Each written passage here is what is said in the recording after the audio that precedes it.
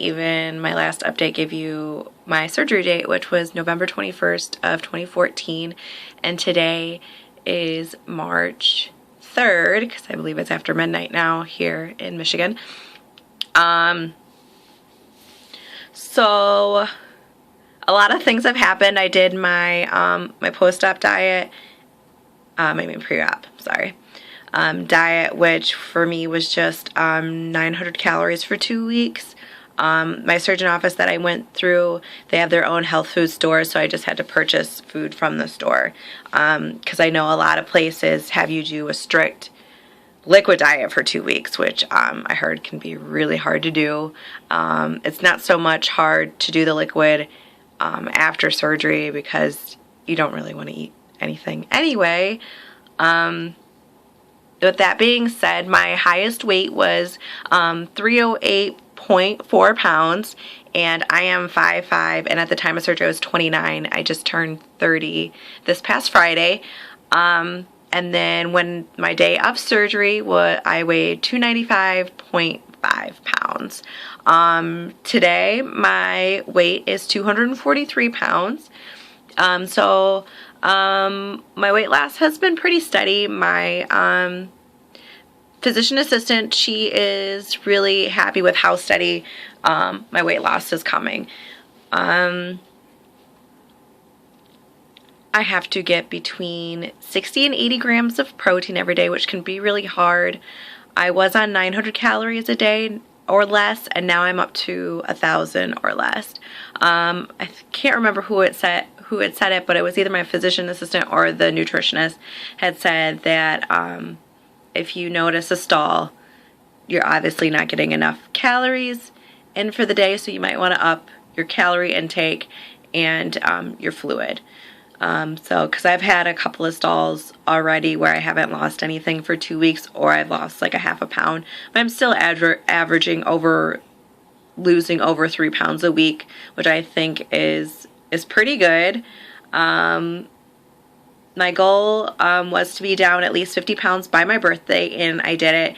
And my next goal is to be down at least out of the 200s. So for me to lose another 44 or 45 pounds by me and my husband's 8-year anniversary. We haven't been married for 8 years. We've been together for 8 years. We got married in August of 2014. So I really would like to to be under 200 pounds by our 8-year anniversary. The weight rate that I'm at right now, my husband's never seen me weigh this less, I guess. When we started dating, I was already 270 pounds. The last time I weighed 243 pounds, I was in 7th grade, and that was in 98. So quite a long time ago since the last time I weighed this little for me. I'm fully out of any size 20 anything. I am right now in a size 18. For shirts, I can wear an extra large from a 3X. So that's great. I wish my hips would give a little way, because if it wasn't for my hips, I wouldn't have to shop in the plus size section at all. But they just don't want just to move. My measurements right now, my bust is a 38, my waist is a 35, and my hips are a 50. So that's where I'm at right now. For bra sizes, I've gone down in band, but I've gone up in a cup size, so I don't know how that's possible, because I was a 42 double D to begin with, and now I'm a 38 triple D. So guess I'm not losing any boobs, so I don't know what that's all about, but that's fine. What else? I'm trying to get at. On my day of surgery, when I went in before they put me under, I cried, and they told me that everything will be all right. But somebody asked me if I was happy, and I said, yeah, that was why that I was crying, because I was happy, because I've tried everything. And I know a lot of people think that surgery is just a way out, but it's not. For me, I've been overweight since I was 5 years old, and there's no reason for a 5-year-old to be overweight, to almost weigh 100 pounds at 5. And my parents weren't giving me anything more than they were giving a normal 5-year-old. So for me, weight has been a struggle. I've been on so many diet plans. I've tried everything I could possibly could. I had tried Atkins. I tried South Beach. I've tried workout plans. I've tried going to the gym, using a personal trainer.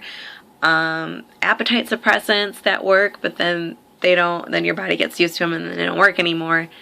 And I've just tried just eating better, and then just exercising. But for me, it's just I always wanted to take in more. So for me to have the vertical sleeve gastrectomy to limit the size of my stomach was a really good thing for me. I will have to confess, I did not eat the best before, but now I do. My whole family is eating better. My husband's eating better. He was a little resistant to the surgery at first. But I try to tell him I'm doing it for our family, so I can be around, so I can watch our kids grow up, because every year I get heavier and heavier. But I've actually, at my high weight, I've been that weight for like the past 2 years. I've been that weight. I've been at 308 pounds about for at least 2 years. When I first got over to 308 pounds, I was pregnant for our first son, and then through both of my pregnancies, because our boys are just a year and 12 days apart, so I got pregnant really close together, but I lost 50 pounds while I was pregnant, so, and then I proceeded to gain it back, and it took me like a year and a half to gain all 50 pounds back. So getting back to eating healthier, I don't buy any chips unless they're baked. Like I buy the Wheat Thins baked pita chips. My kids really like those, or the Ritz ones. I do buy popcorn, but I buy Skinny Pop popcorn. I don't buy any cookies. I don't buy anything that can be deep fried. I don't buy oven baked pizzas. I don't buy burritos. I don't buy pizza rolls. I don't buy chicken nuggets. I don't buy any of that stuff anymore. What's in my fridge right now? I have a lot of yogurt, a lot of string cheese, lunch meat. I don't know if I said spinach, lettuce. A lot of fruit is in there, which I can't really eat because there's no protein in it, so it's almost kind of pointless for me to eat it. For me, in order to eat things, as if you know or don't know, it has to have protein in it, or it's just a waste of a meal. What else? I don't buy a lot of pop anymore. I can't really drink it anyway because of the carbonation. It gives me gas. I've heard a lot of people say though that carbonation expands your sleeve, and it doesn't. That's a myth. There's nothing really that expands your sleeve. It will expand a little bit over time, but only allow you to eat 3 to 4 ounces unless you're shoving it down your face, which if you already know from other people that when you're full, you're uncomfortable, and it's just like, I'm done. So there's that. I also had my nutritionist point out, if your nose drips after you've eaten, you've ate too much. So I've had that. I've only had that happen once. So, because I was kind of wondering what it was until I went for my appointment. For exercise, I am not doing a whole lot right now. I do go to my mother's house I try to go every day, but it's mostly every other day to, I do at least 2 miles on her treadmill. So I'm doing something. I have gotten a workout DVD. I had a workout DVD prior, but my legs hurt for 8 days after, and it hurt for me to get up from going to the bathroom. So I decided there's no point of doing something that's going to put you in pain, because that's just not going to make you want to do it anyway. That's just kind of be a deterrent from why am I going to do this, because my body's going to hurt for over a week after. I had some people say to me that, oh, you just need to suck it up and just take an Epsom salt bath. But for me, I'm not going to do something that's going to make my body hurt for me to be that sore. So yeah, I'm trying to think of all, because so much has happened since the last time that I talked. Going back, if you watched my videos before, my really big concern was my deductible. And come to find out, like, my husband has an HRA attached to his insurance, which is an account that the employer sets aside to pay for things. So instead of us paying, I think I had said like it was $3,000, I had to pay like $600 out of pocket for my whole surgery. And that includes my anesthesiologist, because I also got a separate bill from them. So it wasn't bad. It's not bad. I'm still continuing to pay it, but it's nowhere near as high or as bad as what it could have been. Or for some other people that I've heard had like their copay have been like $10,000. I'm like, for that you might as well just go down to Mexico and get it done for $5,500. But I have already noticed that what I will need for plastics later on, once I get to my goal weight, and that is being my legs, I definitely will want to get done, and a tummy tuck and a breast lift. My arms concern me a little bit, but not as much as those areas. My legs really do already bother me, because I already notice. But I'll have to wait on that, because me and my husband plan on having one more child, and I'm only 3 months out from surgery right now, so it's not anything really for me to worry about right now. There are quite a bit of different terminologies to use once, if you have noticed, with people that have had weight loss surgery. One of those is being NSV, which is a non-surgery victory, or a non-scale victory is what it is. For me, my non-scale victories are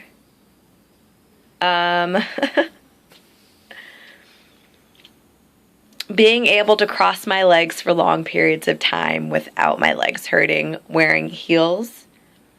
I wore heels this past weekend, and my feet usually hurt like 2 minutes after, and I was able to wear them for a few hours before my feet hurt, which was a huge, big deal for me. Another thing is not buying my shirts in the plus size section and just buying them regularly. Is that being told that I look 10 years, that I look younger at my 30th birthday than I did at my 29th. Because I do a lot of time hop pictures on my Facebook of then and now, and I did one. I recreated on my 30th birthday, or I recreated the same picture I took with my mother at my 29th, and the difference is just astonishing. Like, I didn't realize how big of a tree trunk neck I had last year. There's just a lot of things you don't realize when you are that heavy.